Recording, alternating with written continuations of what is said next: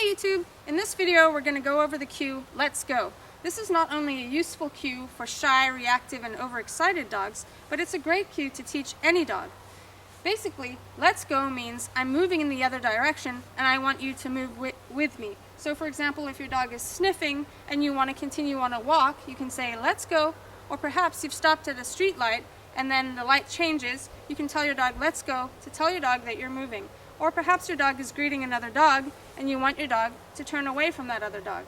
It's very useful for shy and reactive dogs. If they start looking like they're going to bark, you can give your dog the cue, let's go, and stop your dog from offering that unwanted behavior of acting overexcited. Okay, so this is Gremlin, and Gremlin's not learned this cue yet. Gremlin's very new to clicker training, so I'm going to go over right from the start how you would train this cue. In conjunction with teaching let's go, you should teach your dog to give in to leash pressure. Here is a video tutorial on how to teach this.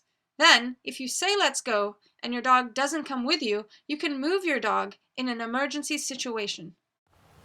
I like to hold the leash and the clicker in my left hand when the dog is on my left side and feed with my right hand. However, if you're not experienced with this and getting the treat to your dog only behind your heel and far back on your left side, your dog could start to creep in front of you and you get a dog that's anticipating you feeding them and walking in front of you like this, blocking your foot movement. So if you find that happening, you can try holding the leash in your right hand and feeding the dog with the treat in your left hand. Good job. Step 1. Click your dog for moving with you. The first step to teaching let's go is encouraging your dog to walk with you on a loose leash. You can either do that by walking forwards, hi, come on pup-ups, and encouraging your dog with your voice or patting your leg, or you can walk backwards and click your dog for following you on a loose leash. Come on pup-ups. If you notice that your dog is just looking at the treats and following you, you can hide the treats behind your back and encourage your dog with your voice and your body movement. Come on, Gremlin. Yeah, awesome. Step 2. Add turns. Now, while your dog's moving with you, you can start to turn and encourage your dog to move in the opposite direction with your voice. You can pat your leg. Pup, pup, puppy. Good job. Hi. Good job. Step 3. Adding the cue. If your dog is moving with you, you can move on to the next step. But if your dog's not moving with you, I would suggest working on encouraging your dog to move with you first. Now the next step is adding your cue. Come on, Gremlin. So you say your cue, let's go, change directions, and click your dog for coming in the direction that you've changed. Gremlin, let's go. Great. If your dog is lagging when you make the turn, you can throw the treat forwards. So let's go, and then throw the treat in front of you. If your dog is racing around the corner and going ahead of you, you can put the treat down on the ground after you click so you can get a couple of steps before your dog catches up to you. Ready? Let's go! Good girl! Let's go! Good job! Awesome.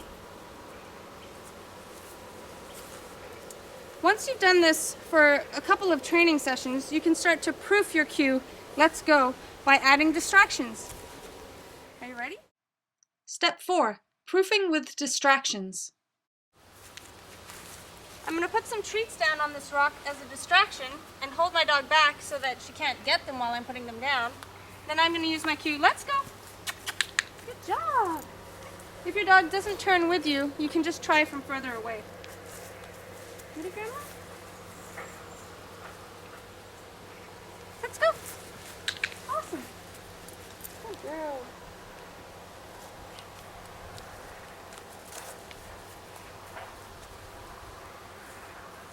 Let's go. Great.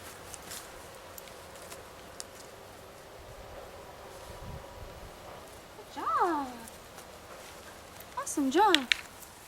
For shy and reactive dogs, you want to proof the cue, let's go, using distractions that your dog loves, like food and toys, so your dog has a positive association with the cue. You also want to practice your cue, let's go, when there's nothing scary or intimidating in the environment, Otherwise, if you're only saying it when there's something creepy, your dog can learn that when you say let's go, it means that there's something creepy.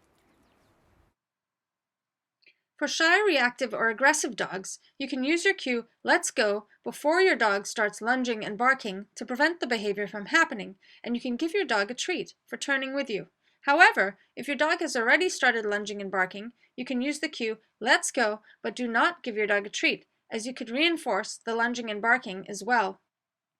Instead, give your dog a treat the next time he turns with you without barking, but make it easier for him to be able to succeed. The goal in training is to prevent your dog from barking and lunging.